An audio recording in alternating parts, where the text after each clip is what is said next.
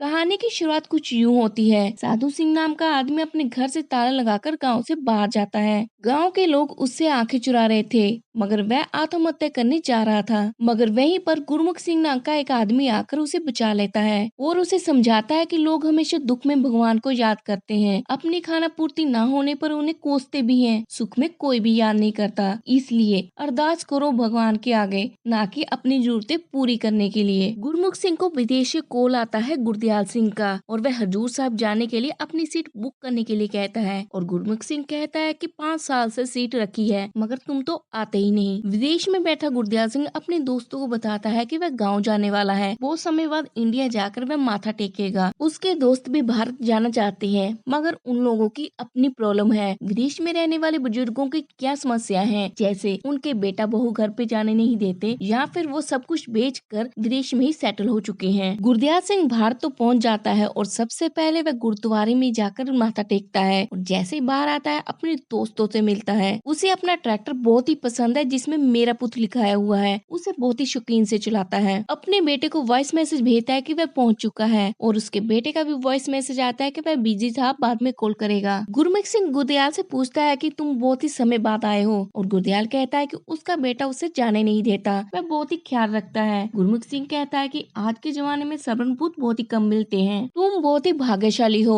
मगर गुरदयाल के दिमाग में कुछ और ही चल रहा होता है। रात को गुरदयाल सिंह अपने दोस्तों के साथ बैठा होता है तो उसके दोस्त उसकी शाबाशी करते हैं कि उसका बेटा उसका बहुत ही ख्याल रखता है, मगर वे अपना दुखड़ा सुनाते हैं कि वह टेक्नोलॉजी के कारण बहुत ही पिछड़ गए हैं। समय आगे जा चुका है, वह पीछे रह चुके हैं। इतने पीछे कि इनमें से एक ने अपने बेटे को कर्जा उठाकर विदेश भेजा, मगर उसने वापस लौटकर नहीं देखा, और दूसरा उसके तो बच्चे उसे मारते हैं। तीसरा कहता है कि वह उनकी परमिशन के बिना किसी को अपने घर में भी नहीं ला सकता। ये हालात हो चुके हैं आज के बुजुर्गों के। गुरदयाल सिंह फिर से सोच में पड़ जाता है और घर जाकर अपने बेटे को कॉल करके कहता है कि उसकी बहुत ही याद आ रही है। दरअसल गुरदयाल सिंह अपने घर की हवेली में अकेला अपने केयर टेकर के साथ है। उधर गुरमुख सिंह साधु सिंह को कहता है कि 15 दिन बाद हजूर साहब के लिए निकल रहे हैं, तुम तैयार रहना। मगर इधर गुरदयाल सिंह को माइनर सा स्ट्रोक आता है और उसके बेटे को इंडिया आना पड़ता है। गुरमुख सिंह उसके बेटे को सांत्वना देता है, मगर वह कहता है कि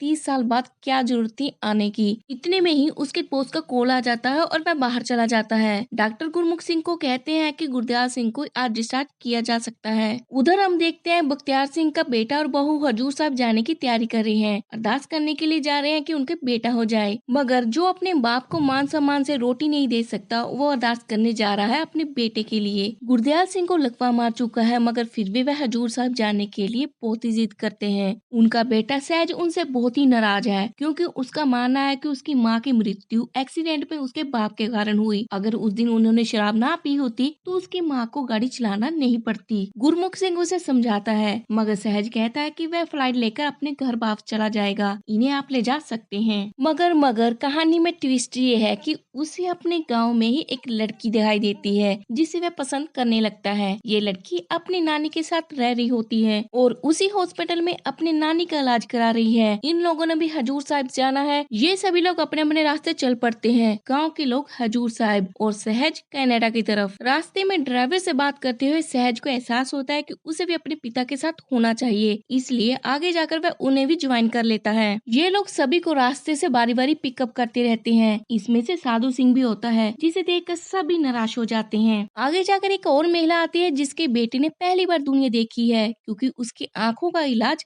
अभी हुआ है। सभी लोग बहुत ही खुशी खुशी सफर करते हैं। बानी चुप चुप क्यों रहती है, सहज ये जानना चाहता था, तो पता चलता है कि बानी की शादी हुई थी, मगर बच्चा ना होने के कारण उसे छोड़ दिया गया, और उसके बाद उसके पिता ने उसको नानी के पास छोड़ दिया। इसी के साथ हमें साधु की कहानी भी पता चलती है कि उसे लोग क्यों नहीं पसंद करते। दरअसल ये 14 साल की सजा काट कर आया है। इसने अपनी ही बेटी का कत्ल कर दिया। इसके पत्नी की मृत्यु बेटी के जन्म के समय ही हो गई थी, मगर इसकी बेटी को भी एक बीमारी थी। उसका सारा शरीर अधरंग था, सिर्फ चेहरा छोड़कर। साधु की बेटी बहुत ही दुखी थी। साधु खुश था अपनी बेटी के साथ, मगर उसके कहने पर एक दिन जहर दे देता है। तब जाकर लोगों को पता चलता है कि साधु अकेले बैठकर क्यों रोता रहता है, इतना डिप्रेशन में क्यों है। सहज को भी अपनी गलती का एहसास हो जाता है कि उस दिन अपने बाप के साथ ना जाने की बजाय उसने अपनी माँ को ड्राइविंग के लिए भेज दिया। उसके मन में भी अपने पिता के लिए प्रेम जागता है और अब वह पगड़ी बांधकर अपने पिता के साथ कंधे से कंधा मिलाकर चलता है। सहज वानी को वह अपने दिल की बात बता देता है कि वह उसे पसंद करता है। आखिर में हमें गुरमुख की बात भी पता चलती है, जिसने ये सारा प्लान बनाया था हजूर साहब सभी को लेकर जाने का।